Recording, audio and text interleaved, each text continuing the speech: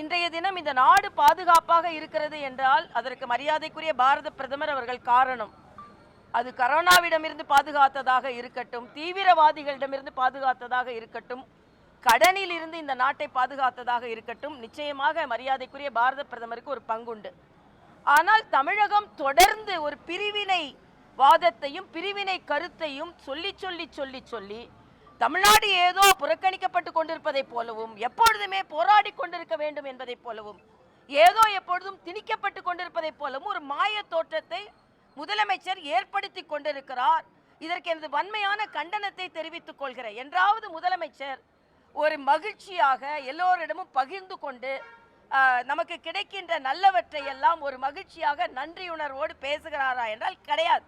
எப்ப பார்த்தாலும் ஏதோ சண்டை போட்டுக்கிட்டு, ஏதோ அழுத்தத்தில் இருப்பதை போல, ஏதோ தியாகியை போல பேசிக் கொண்டிருக்கிறார். இன்றைய காலகட்டத்தில் ஒரு முதலமைச்சராக தேர்ந்தெடுக்கப்பட்டால் அதற்கான பணி அவர்கள் ஆற்றத்தான் செய்ய வேண்டும். ஆனால் தமிழ்நாட்டுக்கு உழைக்கிறேன்னா நிச்சயமாக யாரெல்லாம் வாக்களிக்கிறார்களோ அவர்களுக்கு நாம் உழைத்துத்தான் ஆக வேண்டும். ஆனால் இன்று பன்முகத்தன்மையை கொண்டாடுகிறோம் என்று சொல்லும் முதலமைச்சர் நிச்சயமாக பன்முகத்தன்மையை கொண்டாடுவது இல்லை.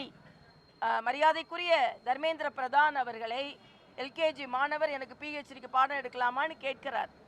புதிய கல்விக் கொள்கை என்பது இந்தி திணிப்பு கிடையாது, மொழி மட்டுமே அதன் கொள்கை கிடையாது.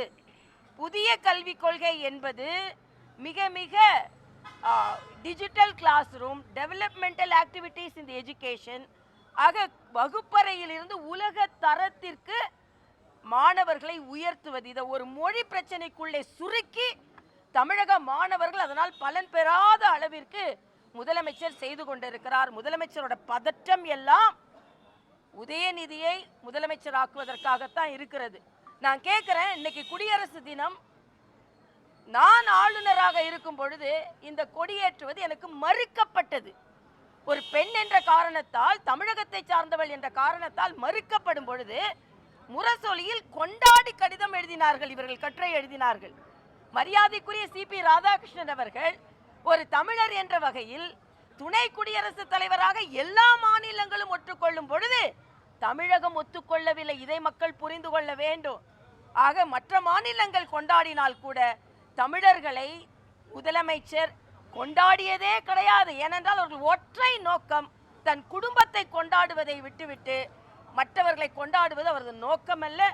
அதனால் அவரது சுயநல நோக்கத்தை தமிழக மக்கள் புரிந்து கொள்ள வேண்டும் என்பது எனது கருத்து.